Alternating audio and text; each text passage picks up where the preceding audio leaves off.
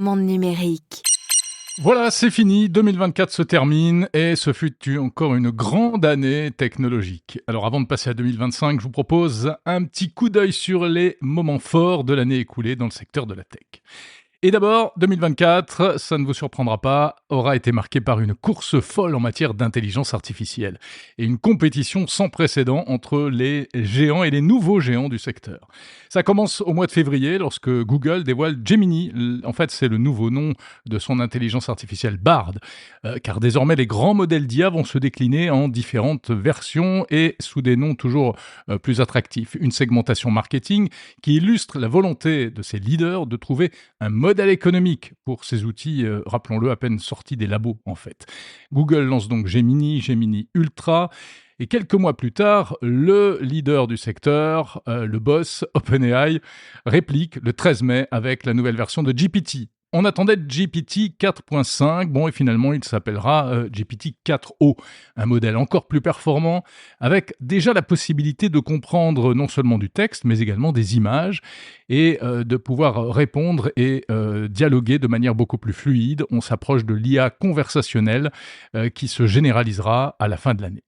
Au mois de mai, Google réplique à son tour à OpenAI et dégaine Astra, un ambitieux projet d'IA multimodal capable de traiter non seulement du texte mais aussi des images, du son et de la vidéo.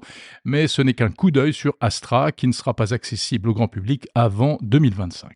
Dans cette bataille de l'IA, il y en a un qui fait vraiment office de retardataire, c'est Apple, très en retard, vraiment très en retard en matière d'intelligence artificielle. Mais Apple finit quand même par dévoiler au cours de l'année 2024, Apple Intelligence, une espèce de trousse à outils, un ensemble d'outils boostés à l'IA et spécialement adaptés à l'écosystème de la marque à la pomme, donc pour les iPhones, iPad et MacBook. Et justement, au mois de septembre, arrivent les nouveaux iPhone 16 qui sont taillés pour tirer parti d'Apple Intelligence grâce à la toute dernière version du microprocesseur de la marque à la pomme. Beaucoup d'annonces, mais un déploiement progressif en réalité. Apple Intelligence n'arrive véritablement aux États-Unis qu'à la fin de l'année. Il vient d'arriver, là, fin 2024. Et il ne verra pas le jour en Europe avant l'année prochaine. On sait pourquoi. Officiellement pour des raisons réglementaires. Apple craint les contraintes réglementaires européennes. Entre-temps, un autre acteur qu'il faut signaler également tente de s'imposer dans cette course à l'IA. C'est Anthropic, dans lequel Google est actionnaire, il faut le rappeler. Et le 21 juin, Anthropic dégaine Claude 3.5 Sonnet, considéré comme l'un des modèles les plus performants à ce jour. Ce n'est pas fini, la course à l'IA continue. Au mois de septembre, le 13 exactement, OpenAI revient encore avec un nouveau joujou, c'est GPT-o1, une IA encore plus prometteuse, capable, explique OpenAI, de réfléchir. En tout cas, de décomposer les problèmes qu'on lui soumet en sous-problèmes afin de les analyser, un peu comme le ferait un être humain. Dans cette course frénétique à l'intelligence artificielle, de nouveaux problèmes commencent néanmoins à surgir, et notamment les questions énergétiques. Il faut de l'électricité dans une quantité astronomique pour faire tourner les puissants data centers qui servent à la fois à l'entraînement et à l'inférence des modèles d'intelligence artificielle. Alors une solution apparaît, le nucléaire. Le nucléaire devient un peu la clé de voûte du développement de l'intelligence artificielle. C'est ainsi qu'en septembre 2024, Microsoft annonce qu'il va rouvrir la centrale nucléaire de Three Mile Island aux États-Unis afin de répondre à ses besoins énergétiques. Google, de son côté, exprime également son intérêt pour le nucléaire, mais surtout en ce qui le concerne pour les petits réacteurs qui pourront être disposés à différents endroits du pays plus proches des data centers. On continue en matière d'IA avec le 30 novembre, un anniversaire, celui des 2 ans de ChatGPT, et c'est quand même le joujou qui a tout changé. Elon Musk n'est pas en reste et il dégaine la version 2 de Grok. Grok, c'est le modèle d'IA intégré à X qui a une particularité et il sait très bien dessiner ou en tout cas produire des images et même des images hyper réalistes, y compris de personnalités existantes. Enfin, l'année se termine avec de nouvelles annonces en IA générative dans le domaine de la vidéo. Et on franchit un nouveau cap avec Sora d'OpenAI, lancé en décembre, et VO2 de Google, des modèles complètement fous, capables de créer des séquences vidéo ultra réalistes de quelques dizaines de secondes pour l'instant. Au passage, Google dégaine également la version 2 de Gemini. Il avait commencé l'année avec Gemini. Voici Gemini 2 qui va encore plus loin en termes de multimodalité. Bref, une année 2024 carrément incroyable en matière d'intelligence artificielle. Dans ce contexte, il faut saluer quelques personnalités qui ont fait l'année 2024. Et notamment Sam Altman, le PDG d'OpenAI. OpenAI, qui est le premier à avoir ouvert le bal de l'IA générative. Sam Altman doit maintenant se battre pour maintenir son avantage, faire évoluer sa compagnie qu'il espère transformer. C'est aujourd'hui une organisation non profitable, il veut en faire une entreprise à part entière. Ce ne sera pas facile. Le chemin s'annonce semé d'embûches, d'autant qu'il a contre lui le tout-puissant Elon Musk. Et puis l'autre personnalité majeure de l'année 2024, c'est sans conteste Jensen Huang, le PDG de Nvidia. Il est devenu l'homme clé qui fournit les pelles et les pioches de la ruée vers l'or de l'intelligence artificielle, car Nvidia, ce sont les fameuses cartes graphiques, ces composants électroniques qui servent à faire fonctionner les gigantesques data centers dans lesquels on fait tourner les fameux LLM. Enfin, toujours au rayon des grands hommes de l'année, eh bien, n'oublions pas ces deux scientifiques, John Upfield et Geoffrey Hinton, des chercheurs pionniers de l'intelligence artificielle, qui décroche le 3 octobre le prix Nobel de physique. À noter que Geoffrey Hinton fait partie du clan des inquiets qui continuent de mettre en garde contre les risques de dérive de l'intelligence artificielle. Alors face à ces risques de dérive, précisément, eh bien les États commencent à se saisir du problème. Et notamment la Chine, oui, la Chine, qui, au mois de janvier, décide de renforcer sa réglementation sur l'intelligence artificielle, initiée en réalité dès 2023. Mais c'est surtout l'Europe, championne du monde de la régulation, qui sort la grosse artillerie. Alors d'abord avec le fameux DMA, ça c'est pas spécifiquement pour l'IA, mais pour les services numériques en Europe, le 7 mars, un texte fondateur, le DMA, qui vise à mieux contrôler les géants du numérique, mais qui aura aussi pour conséquence fâcheuse de bloquer l'arrivée sur le continent européen de nombreux nouveaux services, comme par exemple les IA de Meta et d'Apple. En matière d'IA, l'Union européenne adopte le 13 mars l'AI Act. C'est le premier texte au monde qui vise à encadrer le développement et l'utilisation de l'intelligence artificielle, en établissant même une hiérarchie des risques.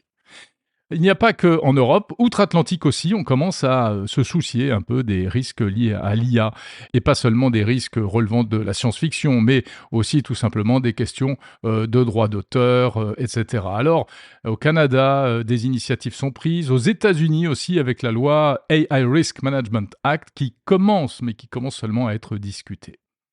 Côté réglementaire et judiciaire encore, il s'est passé des choses cette année en dehors du secteur de l'IA, et notamment à Paris, le 24 août, coup de théâtre.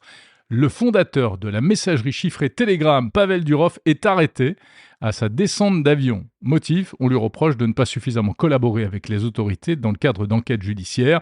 C'est tout le problème, vieux comme Internet, du conflit entre protection de la vie privée grâce à des outils de chiffrement et impératif des autorités pour enquêter sur des malfaiteurs qui utilisent précisément ces outils-là. Enfin, dans un autre domaine, aux États-Unis, on repart de l'autre côté de l'Atlantique, eh bien, le 20 novembre, coup de tonnerre, là encore, les autorités américaines s'en prennent à Google et menacent d'ordonner une cession du navigateur Chrome, ce qui serait un véritable coup de massue pour le géant américain de la recherche en ligne. Motif, accusation de monopole. 2024 aura aussi été une année intéressante en matière de produits high-tech bien sûr et de réalité mixte. Ainsi, le 2 février, c'est la sortie du fameux casque Vision Pro d'Apple. Il arrivera en France plus tard, 5 mois plus tard, le 12 juillet. Bon, nous sommes à la fin de l'année, il faut bien l'avouer, c'est pas un franc succès commercial ce Vision Pro, mais au moins il est là et il ouvre peut-être malgré tout une nouvelle voie, celle de ce qu'Apple nomme l'informatique spatiale. Le grand rival d'Apple sur ce secteur, le groupe Meta, riposte aussitôt avec de nouvelles versions du casque Quest et aussi avec un étonnant projet de lunettes connectées baptisé Orion, dévoilé en septembre par Mark Zuckerberg, mais qui ne verront pas le jour avant 2025. Et puis l'année se termine avec l'entrée en scène d'un nouvel acteur sur le marché de la réalité virtuelle, réalité mixte, c'est Samsung qui dévoile le 12 décembre un projet de casque de réalité virtuelle baptisé Muhan en partenariat avec Google.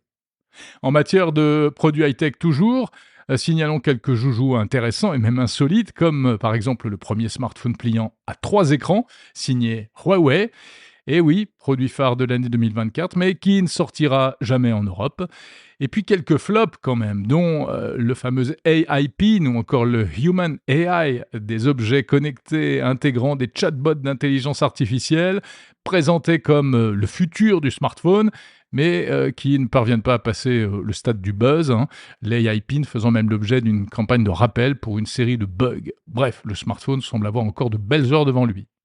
Côté mobilité et robotique, il s'est passé des choses aussi en 2024. D'abord en février, l'abandon par Apple de son projet de voiture autonome, la fameuse voiture robotique connue jusque-là sous le nom de Titan, projet ultra secret bien sûr puisqu'il s'agit d'Apple, mais on sait au moins qu'ils ont mis tout ça, ils ont rangé tout ça dans les cartons pour passer à autre chose.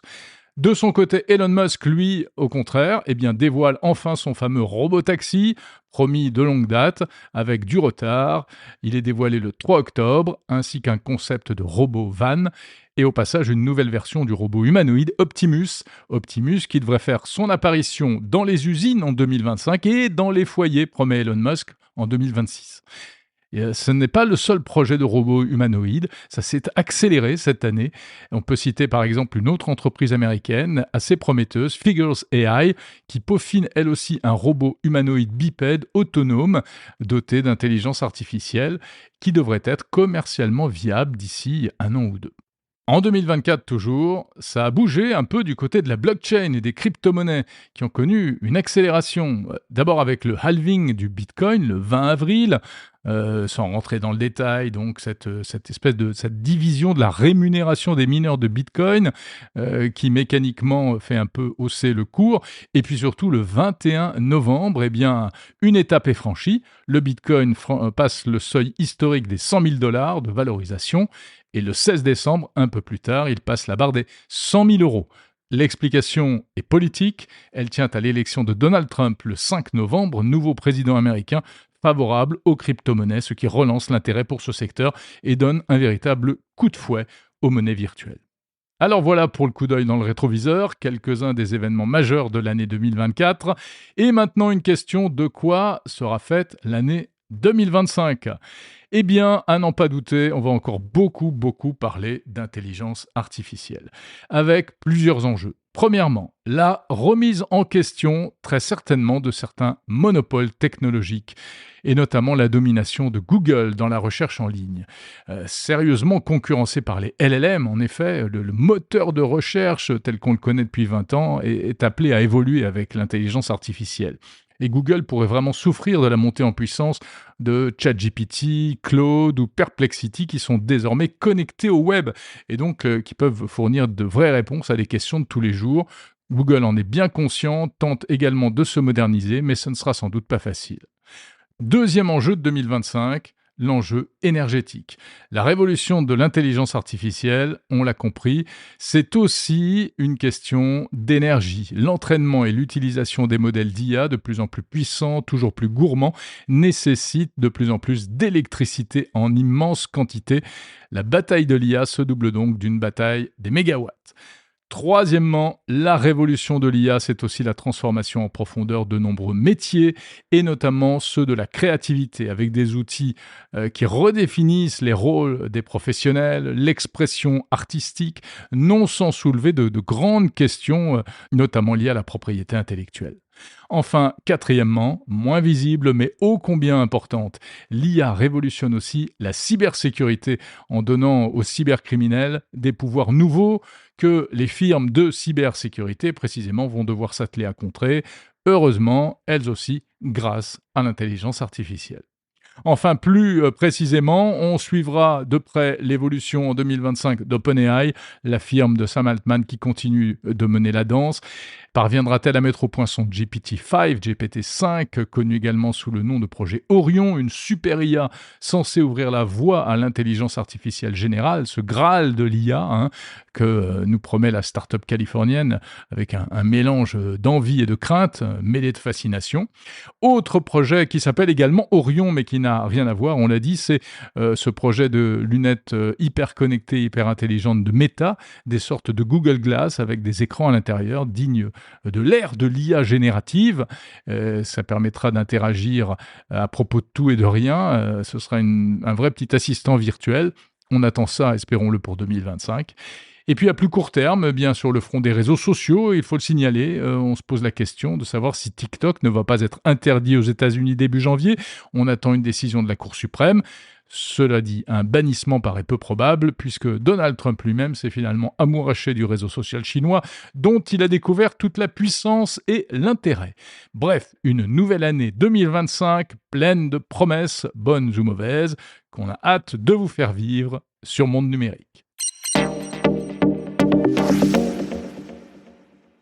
Vous aimez écouter des podcasts, vous avez peut-être envie de créer votre propre podcast. Alors rendez-vous sur le site formationpodcastpro.com. C'est une formation en 25 vidéos que je vous propose pour tout savoir sur le podcast. Quel matériel choisir, comment enregistrer dans les meilleures conditions, comment préparer un épisode de podcast et comment mener une interview comme un journaliste. Je vous dis tout, je vous donne des trucs et des conseils. Que vous soyez un particulier passionné ou un professionnel qui veut en savoir plus sur la communication par podcast, c'est la trousse à outils idéale à acquérir en cette fin d'année.